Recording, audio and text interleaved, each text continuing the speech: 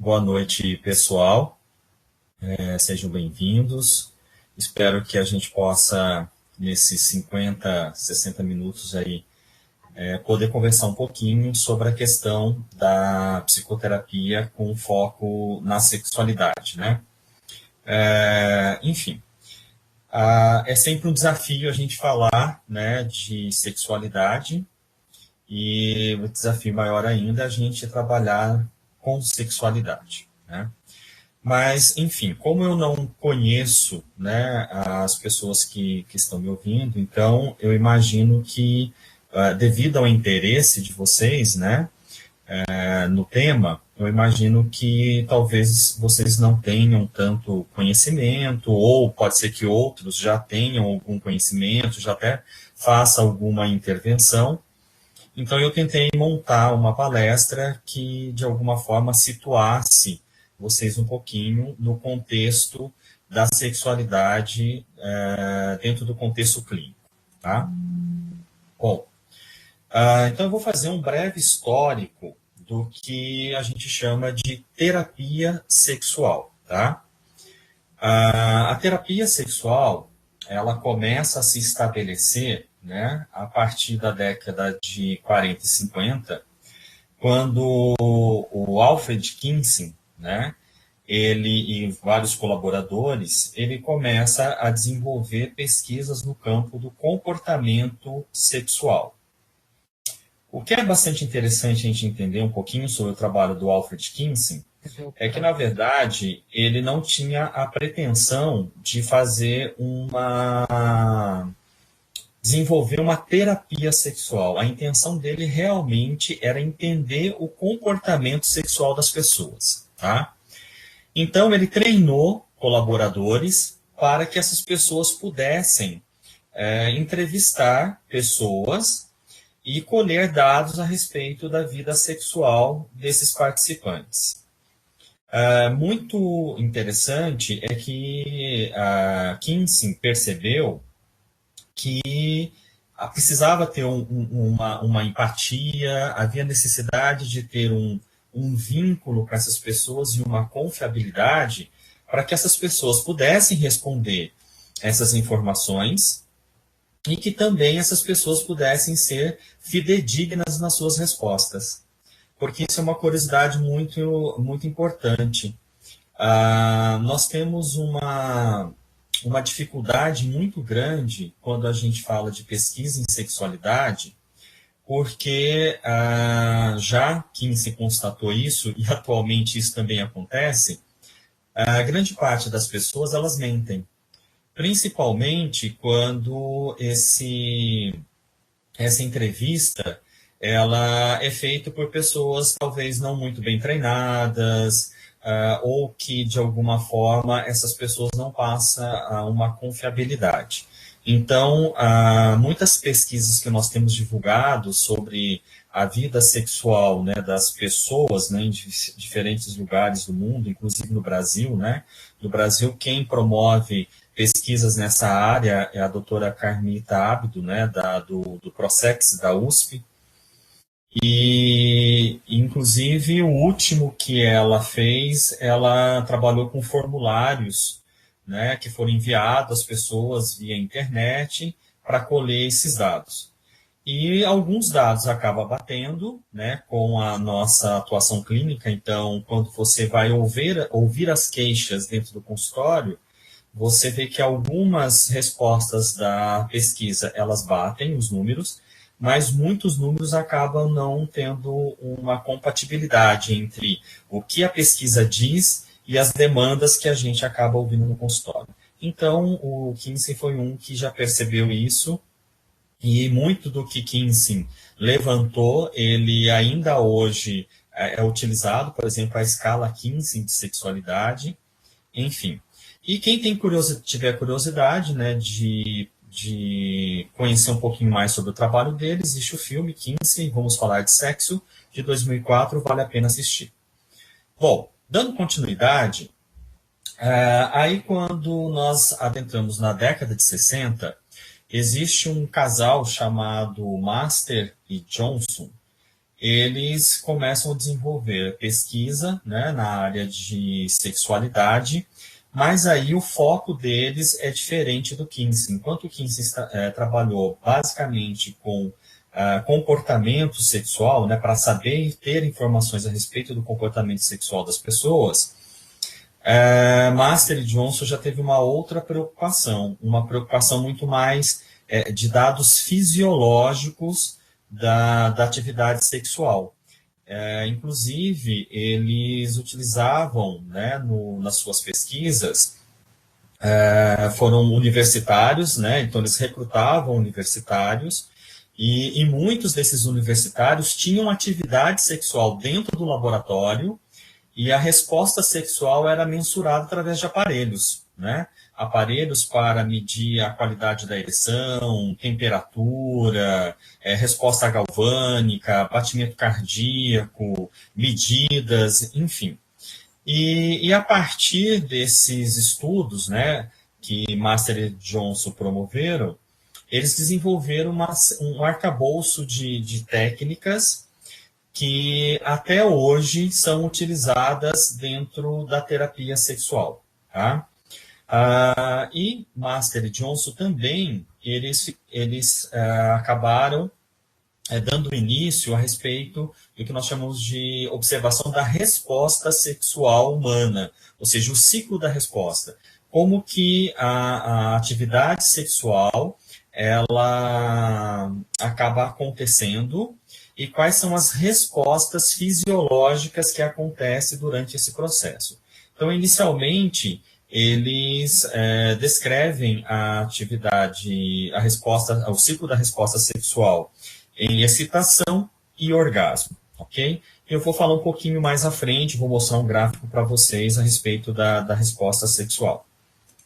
Bom, e aí, quando adentramos a década de 70, nós temos Kaplan, ou Ellen Kaplan, que ela adiciona um elemento a mais ao processo de compreensão das disfunções sexuais e das funções sexuais também, né? E aí ela refere-se a componentes afetivos e cognitivos. Então, não só também a questão da resposta fisiológica, mas ela também quis entender, e ela acrescentou dentro do modelo dela, esses fatores que acabam impulsionando o indivíduo a se engajar ou se esquivar de uma atividade sexual. E aí, a Kaplan também, num primeiro momento, ela baseia a resposta sexual em excitação e orgasmo, mas num dado momento ela revê esse modelo e ela acaba adicionando um terceiro elemento na resposta sexual humana, que é o desejo, né? Porque quando a gente for ver Master e Johnson, aquele modelo de duas fases, eles modificam e adicionam um modelo quadrifásico.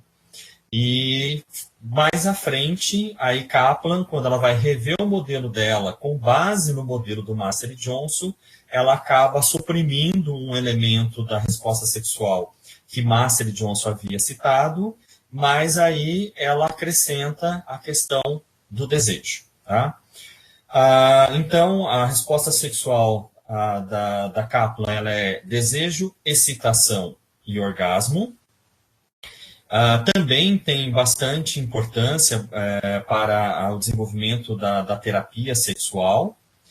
E um outro também profissional, né, um psicólogo, o Joseph Lopiccolo, que também teve uma grande importância, né, dentro do desenvolvimento da terapia sexual, dentre outros que eu não citei e não vou citar, né, para ser mais breve.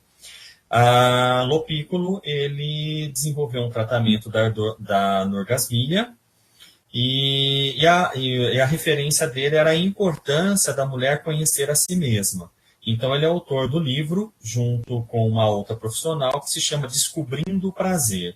Esse livro é fácil de encontrar, até hoje a gente encontra ele em qualquer livraria, e ele é um livro, assim, fantástico, é muito necessário que os profissionais tenham ele em clínica, profissionais que trabalham com foco na sexualidade. tá? Bom, e o grande, né, acho que o grande salto qualitativo que nós temos dentro do processo de desenvolvimento da terapia sexual, ou seja, de um tratamento para as queixas sexuais, ele se dá na década de 80, né, com David Barlow. Então, quem é da terapia, quem trabalha com a terapia cognitivo-comportamental já deve conhecer ou já ter ouvido falar um pouquinho de David Barlow, né? Tem um livro dele, inclusive, que é muito utilizado nos cursos, né? Que é um livro de capa vinho, que tem um fio, na verdade, um cordão, né? Na capa, um cordão de algodão, né? Na capa. Que fala sobre várias técnicas, protocolos de tratamento para os diversos transtornos, inclusive um protocolo para atendimento em sexualidade. Então, a David Barlow ele vai colaborar, né, com o desenvolvimento da terapia sexual, que inclusive nós utilizamos até hoje, porque ele vai fazer uma relação entre a excitação sexual e a ansiedade, ou seja, até que ponto a ansiedade colabora com a excitação sexual, ou seja, até que ponto ela é funcional, e até em que momento ela passa a ser, a causar disfunção, a ansiedade. E a importância também do esquema cognitivo, né? Ou seja, a influência da parte das cognições, dos pensamentos, das crenças dentro do processo das disfunções sexuais. Então, Barlow ele faz a seguinte divisão, que lembra bastante o modelo cognitivo, né? Ele divide os indivíduos em funcionais e disfuncionais. Ou seja, os indivíduos funcionais, então, a partir do estímulo sexual, eles vão eliciar, né, memórias prazerosas, sentimentos, portanto, eles vão começar a ter a excitação, né? E excitação e até chegar ao ponto desse indivíduo atingir o ápice dessa excitação e ter o orgasmo e ter prazer na atividade sexual, ou seja, uma atividade sexual funcional. Então, a partir da excitação, o indivíduo, eles vão apresentar um comportamento sexual esperado, desejável, né, que é funcional, e já os indivíduos disfuncionais, a partir do estímulo sexual, eles acabam tendo uma resposta aversiva, né? Então é iniciado nesses indivíduos pensamentos negativos, emoções negativas, e aí o indivíduo tende a interpretar essas cognições, esses pensamentos como aversivos, e aí ele vai evitar o comportamento sexual, o que vai desencadear o que nós chamamos, então, de disfunções sexuais. Tá? Bom, aí nós vamos entender agora um pouquinho do ciclo da resposta sexual masculina e feminina. Tá? Então, se a gente olhar aí na tela de vocês, aqui no canto esquerdo, nós vamos ver essa figura, que é o ciclo da resposta sexual masculina proposto por Master e Johnson. Tá? Neste modelo, nesse gráfico proposto por Master e Johnson, o que a gente observa? Que o indivíduo ele tem uma situação para atividade sexual, aí ele tem o que eles chamam de excitação, que é composta por várias respostas fisiológicas, né? No caso do homem aqui, ele vai ter a ereção, né? Vai ter ereção, vai ter também a intumescência dos mamilos, enfim, um conjunto de respostas fisiológicas. E aí, ao se engajar, a partir dessa excitação na atividade sexual, Master e Johnson diz que existe um período em que essa excitação ela se estabiliza, né, tem uma estabilização desse excitamento, onde vão acontecer os jogos sexuais, né, que vai anteceder o orgasmo. E aí, o ápice, né, desse excitamento, ou seja, esse estado de platô, ele volta a subir, vamos dizer assim, atinge o máximo e aí ele entra no que a gente chama de resolução. Resolução é quando o indivíduo ele tem o orgasmo ele tem a ejaculação, no caso aqui a resposta masculina, né, tem a ejaculação, e aí o corpo dele, né, ele volta ao estado normal, ou seja, a respiração, batimentos cardíacos e a ereção, ela deixa de existir, o pênis fica flácido, aconteceu a resolução. Porém, indivíduos mais jovens, né, eles podem ter o orgasmo e aí eles têm um período aqui, né, da resolução que não chega a acontecer definitivamente, né? Ele entra aqui num período que a gente chama de um período refratário bem curtinho, ele tem uma perda parcial da ereção e aí ele pode novamente engajar numa excitação e ter um novo orgasmo, tá? Isso a gente costuma observar em indivíduos mais jovens, né? Adolescentes, adultos jovens, né? Que acabam tendo essa possibilidade. Geralmente, os indivíduos adultos maduros, né?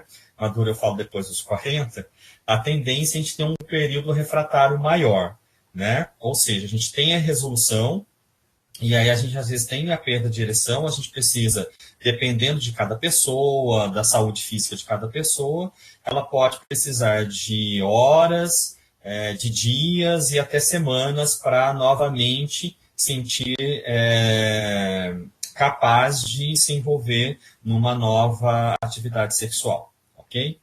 Bom, aí nós vamos aqui para a resposta sexual feminina, né? E aí, quando a gente olha a resposta sexual feminina, a gente, de alguma maneira, acaba ativando em nós as nossas crenças a respeito das mulheres, né? E, obviamente, que essas crenças, elas estão sendo reforçadas e porque a gente acaba convencendo as mulheres que elas são assim e de que elas devem continuar assim e que elas não podem mudar, né? Então, de alguma forma, o machismo fazendo a perpetuação de determinados comportamentos das mulheres.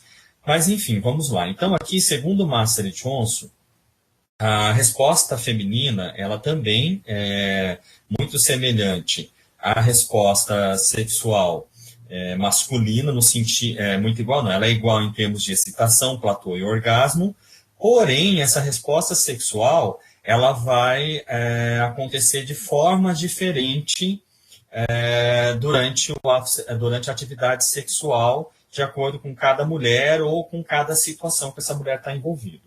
Então, a primeira situação, que é aqui a A, então a mulher tem o excitamento, ela tem a fase platô, assim como a resposta sexual masculina, ela pode ter ela tem a fase platô, ela entra numa excitação que vai aumentando, crescendo cada vez mais, e aí ela tem uma descarga orgásmica, e logo em seguida essa mulher pode entrar também voltar ao estado de platô, e ela excitar-se novamente, ter um novo orgasmo, né, e após isso ela ter uma resolução, ok?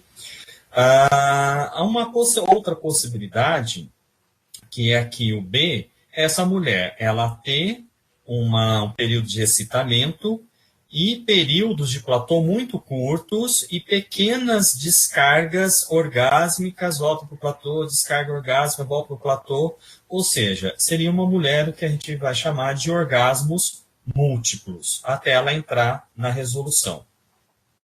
E a condição C é uma condição onde essa mulher ela teria excitamento, aí ela pode ter alguns picos onde ela perde um pouco essa excitação, ela acaba novamente tendo excitação, né? E aí ela atinge uma excitação máxima, porém ela não tem uma descarga orgásmica, né? Ela acaba chegando lá no máximo da sua excitação, mas a descarga orgásmica não vem, e depois de um tempo ela entra na resolução, que na verdade é o corpo dela voltar ao seu estado normal, né? Então os seios da mulher têm uma intumescência, a vagina dela também tem um aumento de fluxo sanguíneo, então tudo se estabiliza e ela volta ao estado normal. E aí, de acordo com Kaplan, quando ela faz a revisão, né, do modelo dela, que era bifásico, ela faz uma revisão para o modelo trifásico, e o modelo trifásico da Kaplan, ela vai ser diferente no seguinte sentido. Aqui, tanto no homem quanto na mulher, vai entrar desejo antes do excitamento, então seria desejo, excitamento, e ela suprime essa fase de platô porque ela julga desnecessário identificar essa fase, porque ela diz que, de qualquer maneira, né, o crescimento da excitação vai ocorrer e vai chegar ao orgasmo ou, de alguma forma, ao estado de resolução. Então, um modelo muito utilizado hoje é o modelo de Kaplan, ainda, que é dividido nesse modelo trifásico de desejo, excitação e orgasmo, ok? E também no modelo de Kaplan, também vai existir no modelo feminino essas possibilidades de ciclo da resposta sexual, né? A, B e C.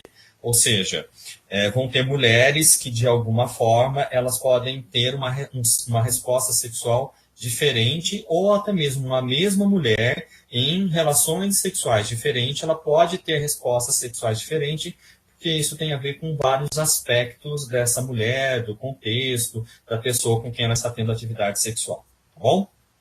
Bom, agora, no ano 2000, né, a Rosemary Basson, ela fez uma proposta de um ciclo da resposta sexual feminina. Ela apresentou um modelo alternativo que, em vez de ser um modelo linear, assim como Master Johnson e Kaplan, ela faz uma proposta de um modelo alternativo onde ele é circular, como a gente pode ver aqui nessa figura aqui. Bom, aqui no centro dessa figura, né, nesse centro deste círculo, nós temos o desejo sexual espontâneo. Segundo Basson, o desejo sexual espontâneo ele estaria presente geralmente no início do relacionamento e em mulheres mais jovens, tá? Mais jovens. E ela vai dizer o seguinte, que a resposta sexual feminina ela pode ser espontânea ou ela pode ser responsiva. Responsiva porque ela está atrelado a um estímulo sexual. Então, geralmente, as mulheres no início de relacionamento e as mulheres mais jovens, elas teriam desejo sexual espontâneo. Depois de um tempo dessas mulheres envolvidas neste relacionamento afetivo, elas passariam a ter um desejo sexual, uma resposta sexual baseada no estímulo sexual. Ou seja, essas mulheres, para se envolver numa relação sexual, elas não se envolveriam não por desejo sexual, mas por ganhos secundários, ou seja, como receber carinho, ela receber atenção do parceiro, né? Ou até mesmo para poder agradar esse parceiro, essa mulher ela acabaria se posicionando para ter atividade sexual, mas não necessariamente num desejo sexual espontâneo, mas com esse objetivo. Então, o que ela propõe? Então, essa mulher, a mulher que tem um desejo sexual espontâneo, ela tem o desejo sexual, ela acaba tendo a excitação sexual. Tendo a excitação sexual, ela vai se sentir satisfeita nessa atividade sexual. Essa satisfação ela vai ser emocional e física, e isso vai permitir uma intimidade emocional, e assim a resposta vai acontecendo ao longo da sua vida. Porém, as mulheres que, ao longo da vida sexual delas, né, depois de um tempo de relacionamento, há uma tendência de elas entrarem numa neutralidade sexual. Quando elas entram nessa neutralidade sexual, elas vão depender dessa satisfação emocional e física, que seria carinho, compreensão do parceiro, atenção do parceiro, que são os ganhos secundários, para que elas se tornem abertas e aptas a receberem um novo estímulo sexual, e aí sim elas sentirem excitação sexual e, obviamente, sentir desejo, e aí há um sistema cíclico também, ou seja, a partir do momento que ela teve uma excitação sexual, ela passa a ter desejo sexual novamente, e, obviamente, esse desejo sexual vai gerar também excitação sexual, que, consequentemente, vai gerar satisfação emocional e físico, e aí a pessoa acaba tendo um ciclo novamente de atividade sexual. Agora, isso, de alguma maneira, quando a gente apresenta para as mulheres e para os profissionais, habitualmente as mulheres se identificam muito com este modelo, tá? Mas aí existe uma crítica em relação a esse modelo, né? Porque esse modelo, para algumas pessoas, ele seria uma forma de você perpetuar, de alguma forma, o machismo e a dependência, né? E essa crença da dependência do homem para fazer com que essa mulher tenha desejo. Então, essa é a crítica. Porque, embora ele descreva uma realidade, mas muitas vezes ele pode perpetuar também uma realidade.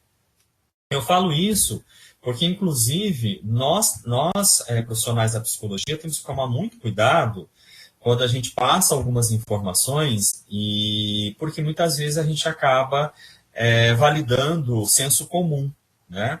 Essa semana mesmo eu ouvi uma colega dando uma declaração, né, a respeito da vida sexual da mulher, e infelizmente a fala dela não foi feliz, porque ao repórter perguntar, né, falar um pouquinho sobre essa questão de que as mulheres, ao longo, né, de um relacionamento, né, um relacionamento de longa duração, elas se queixavam ou elas afirmavam que havia uma certa acomodação sexual, que elas tinham pouco desejo ou nenhum desejo. E aí a profissional, ela responde dizendo assim, então isso é normal mesmo de acontecer. E aí eu digo o seguinte, nós não podemos encarar isso como normal. Realmente isso é comum acontecer, mas acontece não é porque é uma resposta natural ou normal da mulher, mas sim um forte indício, né, das demandas e das exigências, né, que a vida a dois acaba fazendo para essa mulher, onde faz com que ela acaba mudando o foco da vida dela, ou seja, dando mais atenção aos filhos, ao trabalho, aos cuidados domésticos, e não sobrando espaço para que essa mulher desenvolva a sua atividade sexual de uma forma saudável. Então, na verdade, a forma como a mulher ainda, o papel da mulher na sociedade ainda hoje é estabelecido, faz com que ela acaba optando ou fazendo uma escolha em relação à vida sexual. E essa escolha, ela acaba sendo sempre baseada nessas crenças de que as mulheres realmente elas não expressam desejo, de que o desejo não pertence a elas, né? Ou seja, que toda mulher satisfeita sexualmente, que toda mulher feliz, ela tem ao lado dela um macho, né? Que vai possibilitar essa satisfação sexual. E quando isso não é verdadeiro, né? Na verdade, o que faz as mulheres acreditarem nessa crença, né, ou acabar internalizando essas crenças, é a educação sexual que essas mulheres recebem, é a questão dos papéis de gênero, né, ou seja, tudo que cabe ao gênero feminino é que faz com que a mulher ela não acabe empoderando-se do seu direito ao exercício da sexualidade, inclusive a sexualidade dela individual, ou seja, as mulheres de maneira nenhuma são incentivadas a conhecerem o próprio corpo, a tocarem o próprio corpo, a descobrirem as áreas de prazer, ou inclusive lhes é privado o direito, inclusive, de se masturbarem, né? Tanto que isso é tão presente que tudo que se refere à vagina é tudo muito a joaninha, é a borboletinha, né? E tudo que é o órgão genital masculino é tudo ão, né? É o cacetão, é o pintão, é o varão, enfim. Então, de uma certa maneira, as mulheres, quando elas não são infantilizadas, né, elas também, de uma certa maneira, o genital feminino é visto como uma coisa suja, como uma coisa feia, né, que não deve ser olhado, não deve ser tocado. Então, isso faz com que a mulher acabe tendo esse comportamento ao longo das suas vidas. Tá? Bom, então aqui eu vou agora, a partir da resposta sexual, do ciclo, né, da resposta sexual humana, o DSM-4, né, na versão da revisão dele, né, do DSM-4, a versão TR, como que eles dividiam as disfunções sexuais? Eles usavam o ciclo da resposta sexual proposto pela Kaplan, né? Então, os transtornos referente ao ciclo, né, a fase do desejo sexual, era o transtorno de desejo sexual hipoativo, ou seja, o desejo sexual baixo, e o transtorno de aversão sexual, né, as pessoas que tinham aversão ao sexo. Na fase de transtorno de excitação sexual, nós temos pelo referencial DSM-4, versão TR, o transtorno de excitação sexual feminina e o transtorno erétil masculino, conhecido popularmente como impotência, né, enfim. E na resposta sexual, né, do ciclo, que é a fase do orgasmo, nós teríamos os transtornos do orgasmo, seria o transtorno do orgasmo feminino, o transtorno do orgasmo masculino e a ejaculação precoce nos homens. Tá? E aí nós teríamos dois transtornos que são femininos, nós temos dois transtornos que são mais comuns nas mulheres, mas eles também podem acontecer nos homens, que são os transtornos sexuais dolorosos, né, que eles não encaixam em nenhuma das três respostas, nenhuma das três fases do ciclo da resposta sexual humana, que são os transtornos sexuais dolorosos, a dispareunia. A dispareunia é dor no momento em que a mulher ela é penetrada, e o vaginismo seria a contração involuntária do músculo e da pelve, né, da entrada da vagina, que impediria essa mulher de ser penetrada. A dispareunia, ela é um quadro que acontece em mulheres, mas também acontece em homens. Tem alguns homens que desenvolvem quadros dolorosos, ou seja, quadro de dispareunia, ou seja, ele também sente dor no ato de, quando ele tem a ereção e ele vai fazer a penetração, e às vezes até mesmo no ato de se masturbar, esse homem acaba tendo dor. Essa dispareunia no homem, ele pode ser, tanto no homem quanto na mulher, pode ser orgânica, mas também como pode ser psicológica, tá bom? Bom, agora houve mudanças na classificação das disfunções sexuais no DSM-5. Tá? No DSM-5, eles não dividiram mais as disfunções dentro do ciclo de resposta sexual humana. Tá? Então, elas viraram categorias aí independentes. Então, nós temos aí a ejaculação retardada, né? Ou seja, são homens que não conseguem ejacular. Nós temos o transtorno erétil, a disfunção erétil, a impotência, o transtorno do orgasmo feminino, transtorno do interesse e excitação sexual feminino, transtorno da dor gênito-pélvica penetração, que é o que substituiu a dispareunia com o vaginismo, porque as duas disfunções elas estão tão atreladas uma à outra que, inclusive, era muito comum os profissionais terem uma dificuldade, às vezes, de fazer um diagnóstico preciso. Se o quadro da mulher era um quadro de dispareunia ou se era um quadro de vaginismo, porque os dois se apresentavam conjuntamente. Algumas mulheres acabavam tendo, ao mesmo tempo da contração, elas tinham também dor durante a penetração. Então, com o DSM-5, virou um transtorno único. Tá? Então, dispareunia e vaginismo passa a ser dor gênito-pélvica penetração. Nós temos o transtorno do desejo sexual masculino hipoativo, né? A ejaculação prematura ou precoce, e assim como no DSM-4, a gente vai ter a disfunção sexual induzida por substância ou medicamento, e outras disfunções não especificada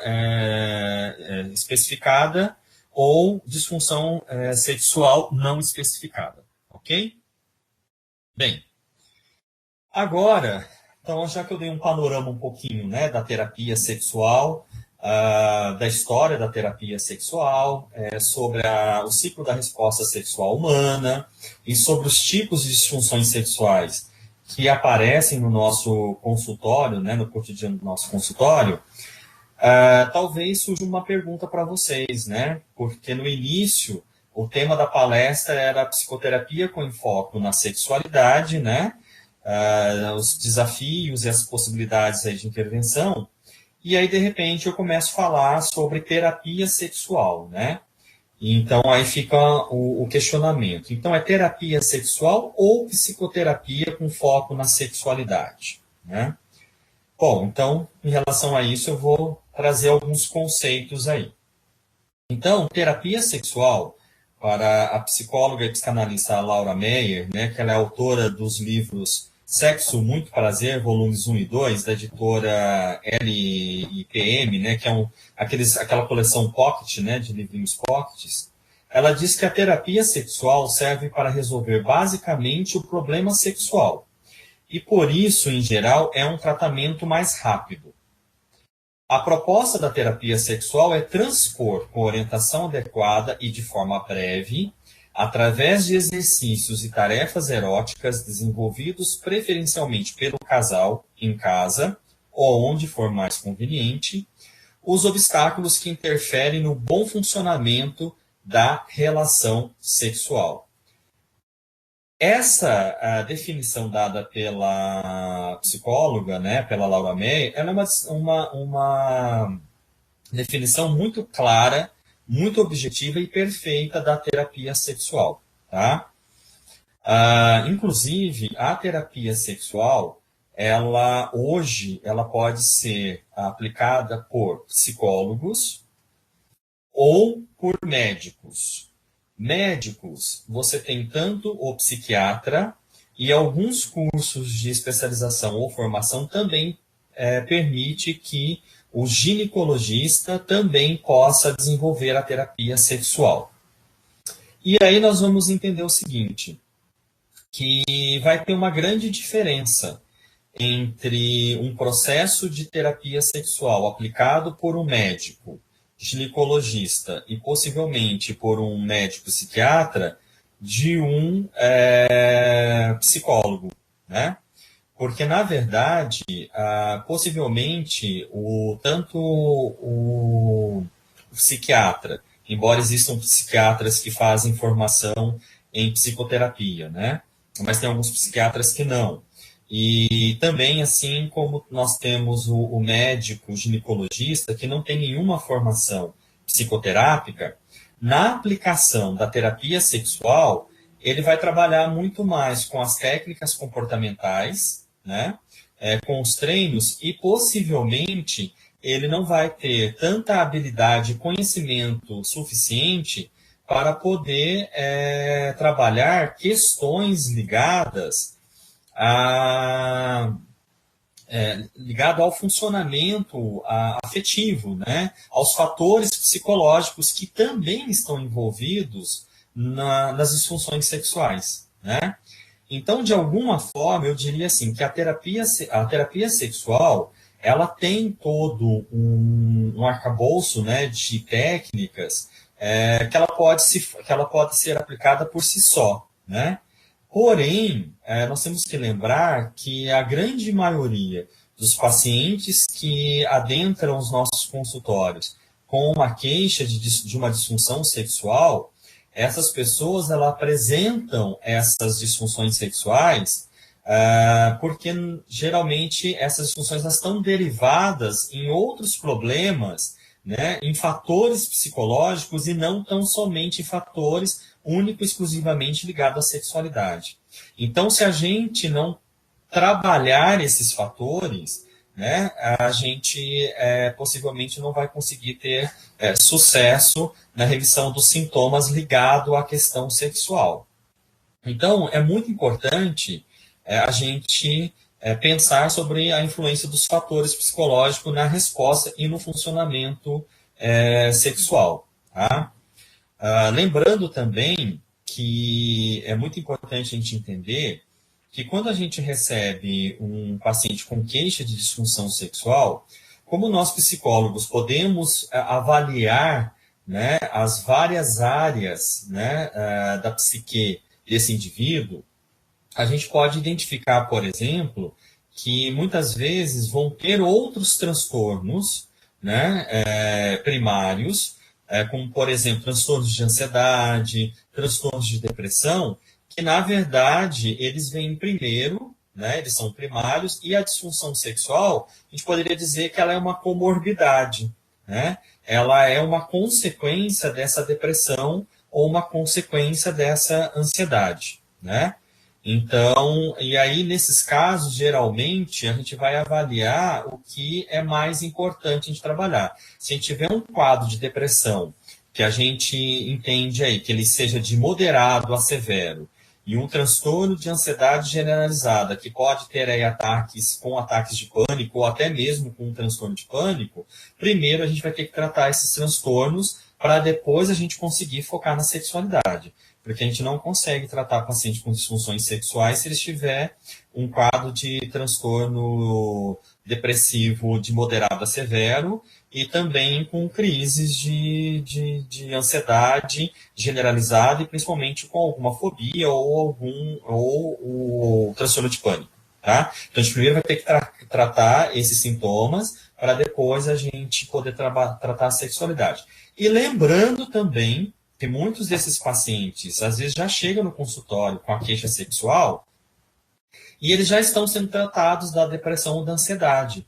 Então, muitas vezes, a gente também tem que levantar aí a possibilidade de ser um transtorno misto, o transtorno sexual dele.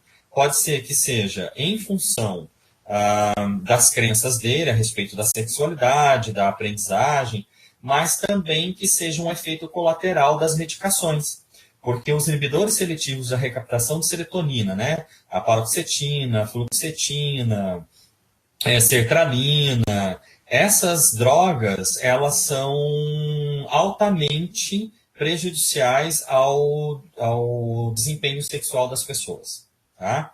Então, é muito comum pacientes nossos que tomam essas medicações reclamarem de disfunção sexual, de diminuição de libido, alguns homens acabam tendo uma disfunção erétil ou uma ejaculação mais rápida com o uso dessas medicações. Aí, nesses casos, a gente tem que ver o custo-benefício, né, dessas medicações. E aí, obviamente, quem vai fazer isso é a nossa parceria com o psiquiatra.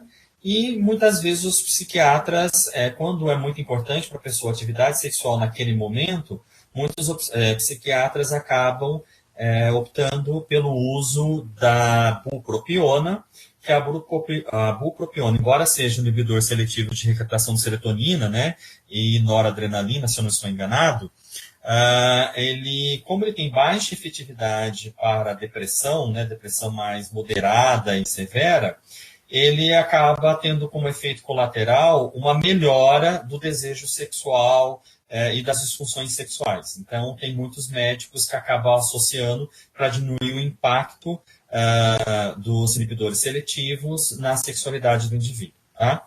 Bom, e David Barlow também, com seu modelo cognitivo afetivo do funcionamento sexual, ele abre portas para estudos, revisões e desenvolvimento de modelos conceituais sobre a influência das variáveis psicológicas no funcionamento sexual. Tá?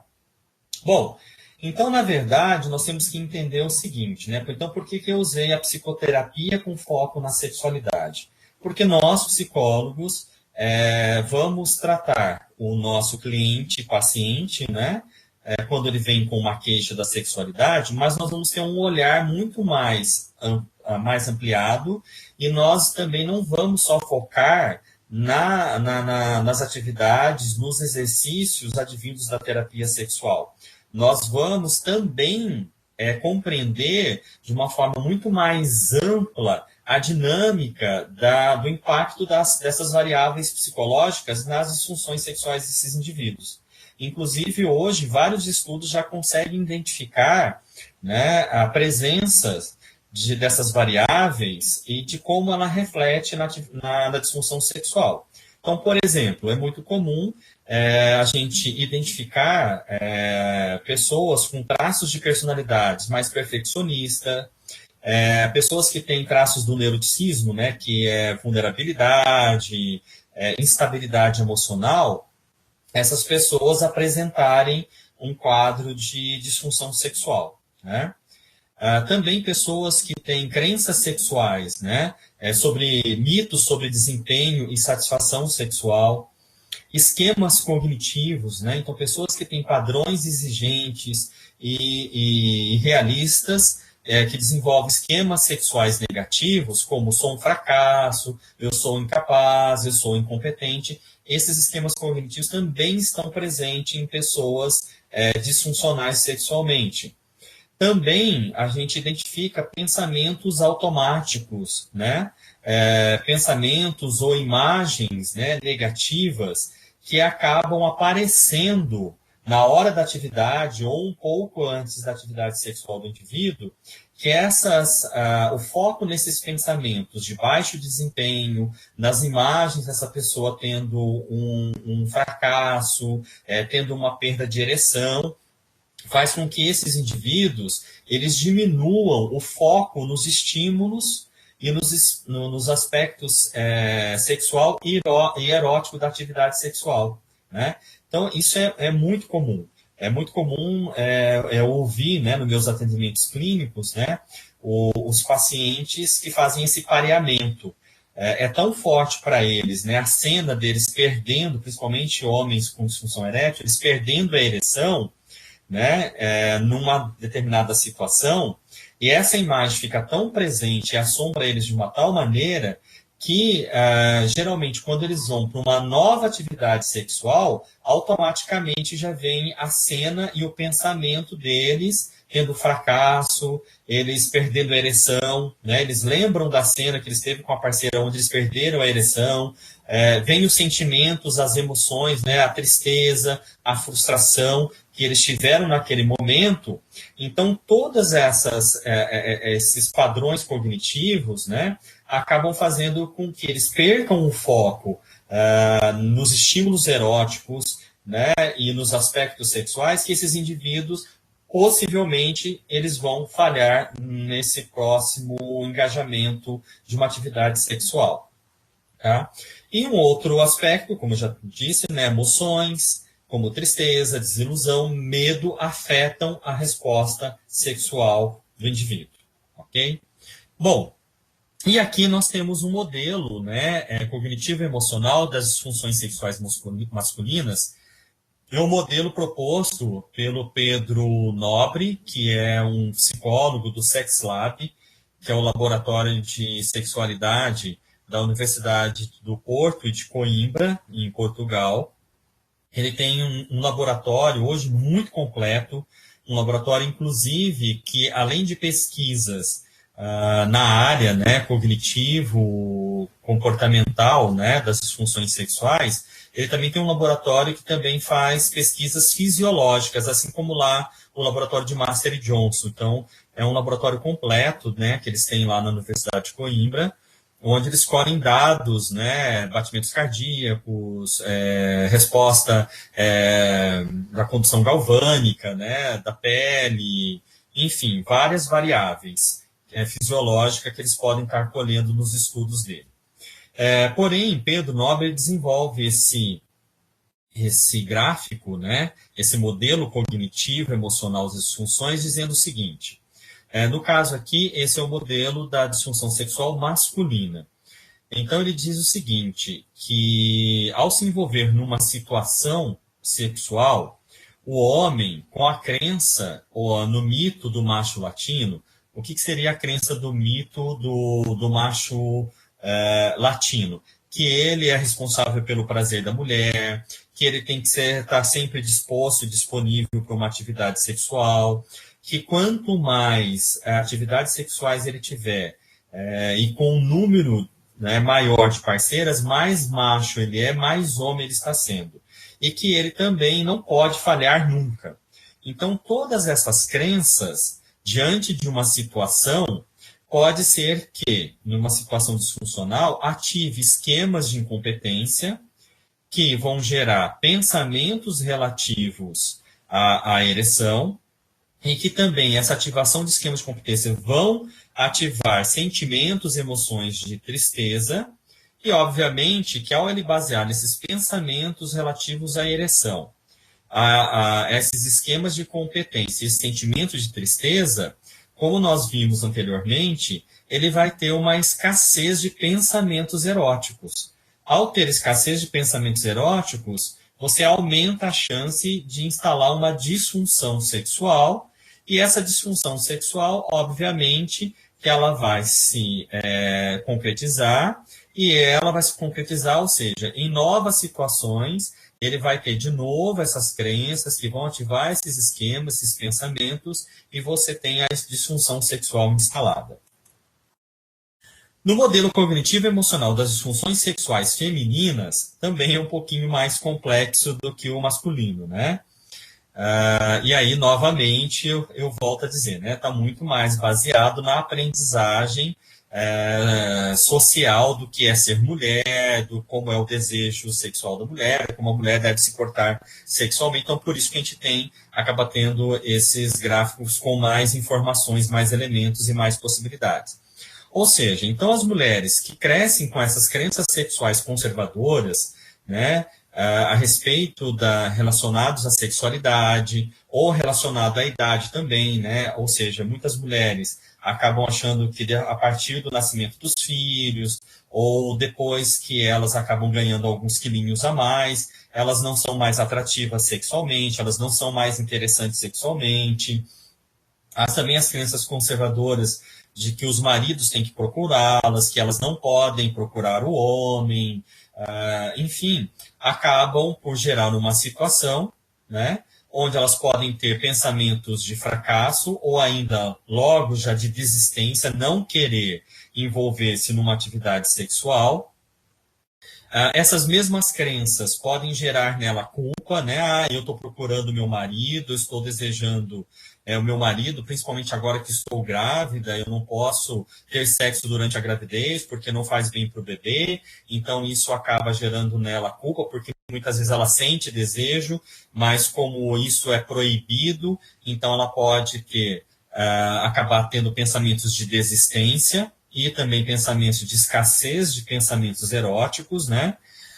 Também essas mulheres podem ter sofrido em algum momento da vida delas, antes do casamento, né, no início da vida delas, na infância, na adolescência, ou até mesmo no início da vida sexual delas adulta, ou até mesmo até dentro do próprio casamento, abuso sexual, e esses pensamentos negativos associados ao abuso sexual também pode gerar culpa, também pode gerar pensamentos de fracasso e escassez de pensamentos eróticos, que por sua vez vão gerar tristeza, vão gerar disfunção sexual. E a disfunção sexual, por sua vez, também vai gerar nessas mulheres escassez de pensamentos eróticos, vai gerar tristeza, a tristeza que gera pensamentos eróticos, né? E a própria situação que já diretamente gera tristeza. Então, você vai fazendo toda uma manutenção desse quadro disfuncional, ok? Bom, agora eu queria conversar um pouquinho com vocês, né? Passar um pouquinho para vocês a respeito de desafios e possibilidades na nossa prática da terapia, da psicoterapia com enfoque na sexualidade. E um dos grandes desafios que eu coloco sempre está ligado à questão da educação sexual, né? A sexualidade, ela ainda é vista como tabu. Embora agora na contemporaneidade, a gente fale bastante sobre sexualidade, nós temos aí o programa Amor e Sexo, né, na TV Globo, aí, trazendo muitas informações, né, informações, inclusive, bastante consistentes a respeito da sexualidade, mas nós temos a limitação que passa depois das 11 horas da noite, ou seja, muitas pessoas acabam dormindo, não têm acesso a esse programa, que tem qualidade, e muitas vezes acaba tendo informações distorcidas, né, em sites, em blogs de pessoas que acabam, ao invés de informarem de uma forma sadia, acabam perpetuando vários preconceitos e vários mitos a respeito da sexualidade. Nas famílias também, as famílias ainda têm dificuldade de falar sobre sexo, inclusive vivem a máxima, né, de que, hoje eu ouço muito isso, né, para se ausentarem ou se eximirem da educação sexual dos filhos, muitos pais usam o seguinte discurso: ah, não, hoje eles sabem muito mais do que a gente, eles sabem muito mais do que eu sobre sexo. Eu falo assim, viu, mas como que ele sabe muito mais do que você sobre sexo? Onde ele aprendeu?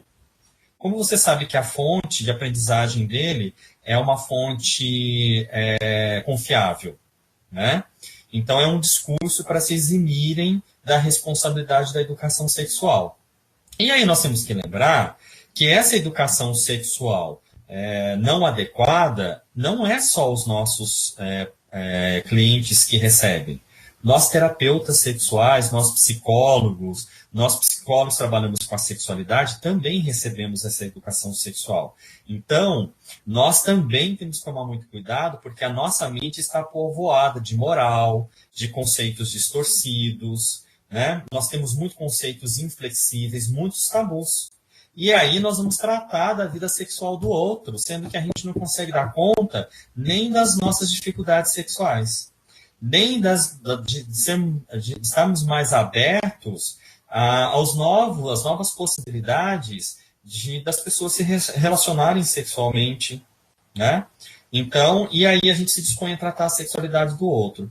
Então, infelizmente, muitos colegas psicólogos cometendo assim erros gravíssimos, né, dentro do consultório, principalmente no que se refere à sexualidade, né?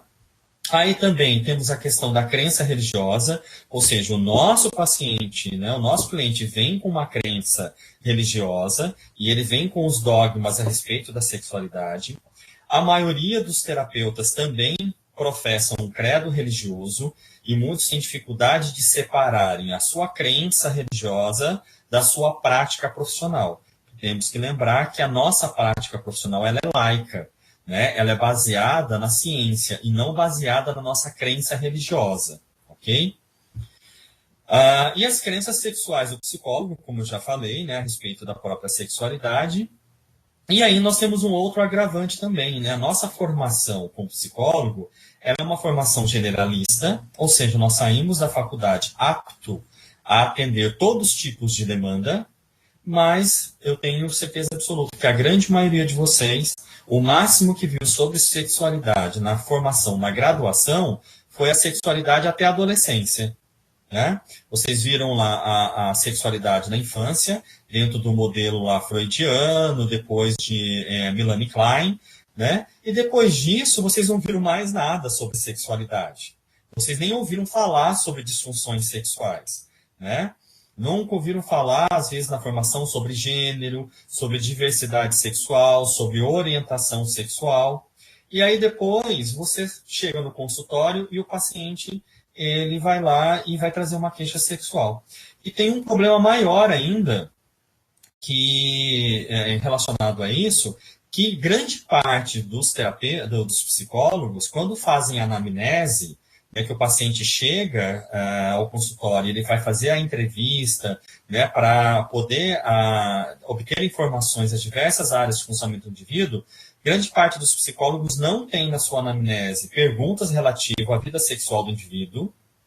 E aí, quando você fala, e eu já trouxe essa discussão, eu tenho muitos colegas psicólogos que se colocam, a resistência é tão grande, né? A moral e o tabu é tão grande que eles falam assim, mas o meu paciente, eu não tenho que saber da vida sexual dele, perguntar da vida sexual dele, se a queixa dele é relativa à depressão, a relacionamento interpessoal, se é estresse. Eu falo assim, viu?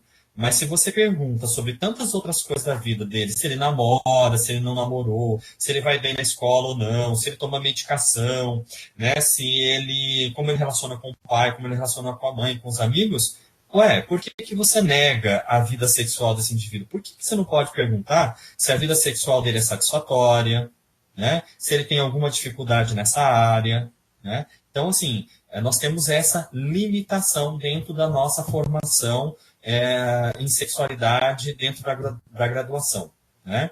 E por isso que muitos profissionais acabam cometendo aí erros gravíssimos, espalhando o senso comum, reforçando mitos a respeito da sexualidade, tá? Bom, e dentro das possibilidades, então nós temos que lembrar o seguinte, que quando a gente fala da formação em sexualidade humana para o psicólogo e da atuação dele dentro do consultório, nós temos que perceber que nós não vamos atuar somente com foco nas disfunções sexuais, mas existem outras demandas da área da sexualidade que hoje aparecem no nosso consultório, no nosso cotidiano, né? As questões de gênero, as questões de orientação sexual, as identidades trans, né, transexuais, as identidades das travestis, né, que está dentro das identidades trans, os novos modelos de relações afetivas, né, as relações poliafetivas, as relações abertas. Então, todas essas questões, elas são trazidas hoje no nosso contexto e poucos profissionais têm conhecimento ou estão habilitados a abordarem esse assunto, né? Muitos agem de uma forma muito ética e, quando se deparam com essas questões, fazem um encaminhamento com um profissional treinado, né, que tem uma formação, uma especialização, mas outros acabam aceitando, né, entrar nesse atendimento, né, acabam engajando nesse atendimento e achando que simplesmente com o conhecimento que eles têm da técnica da terapia cognitiva, da psicodinâmica, enfim, que isso já os habilitam a fazer esse atendimento. E aí é onde acabam cometendo alguns equívocos, em vez de ajudar o paciente a crescer, a melhorarem, a superarem as suas dificuldades, pelo contrário, acabam reforçando mitos e crenças distorcidas a respeito da sexualidade. Bom, sobre novas propostas de intervenção. Então, assim, o que é muito importante a gente perceber? Que hoje, mesmo passado em mais de 40 anos, desde que Master Johnson propôs algumas atividades, né, e exercícios e técnicas para a terapia sexual, né, para os cuidados com as disfunções sexuais, que são intervenções de base comportamental e cognitivas mais clássicas, ainda hoje a gente não surgiu muita coisa nova a respeito, em termos de técnica, para a atuação nessa área.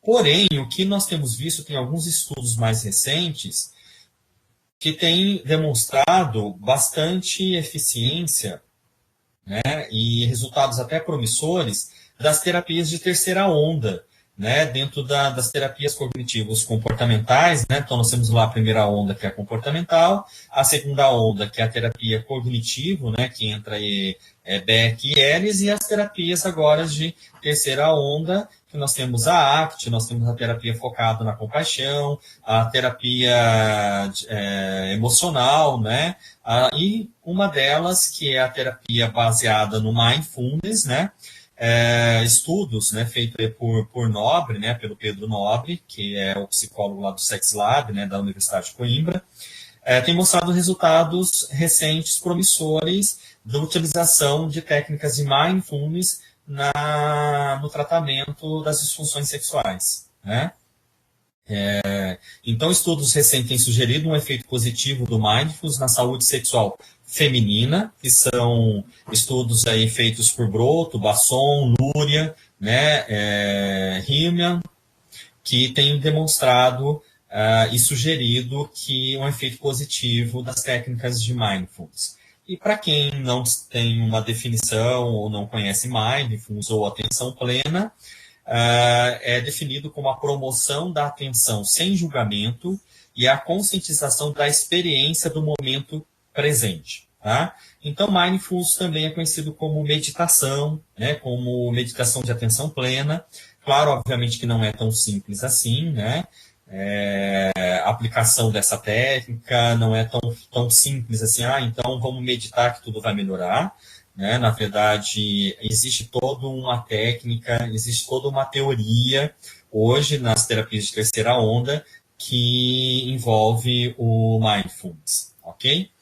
Bom, e aí uma das explicações para que o mindful seja de alguma forma efetivo, né, e ele traga benefícios, é que quando a gente está envolvido numa atividade sexual, é essencial a atenção, que nós estejamos atentos às respostas, né, que o nosso corpo e o envolvimento na atividade sexual exige. Eles são essenciais. Né? Tanto que nós vimos lá, né, que pacientes que são muito ansiosos, que ficam muito centrados nos seus pensamentos negativos, nas suas crenças, eles perdem o foco nas sensações e nas respostas eróticos e sexuais. Então, a prática de mindfulness levaria esses indivíduos ao se envolverem numa atividade sexual, deles estarem mais presentes na ação, né? Mais presente e sem julgamento das sensações advindas da excitação sexual. Né? Ou seja, isso poderia facilitar a experiência da excitação sexual, segundo Barlow e também segundo De Jong. Ok? Bom, pessoal, a princípio é isso que eu gostaria de trazer para vocês. Né? Agradeço muito a atenção de vocês e agora eu abro espaço para a gente conversar um pouquinho aí, para eu esclarecer algumas dúvidas.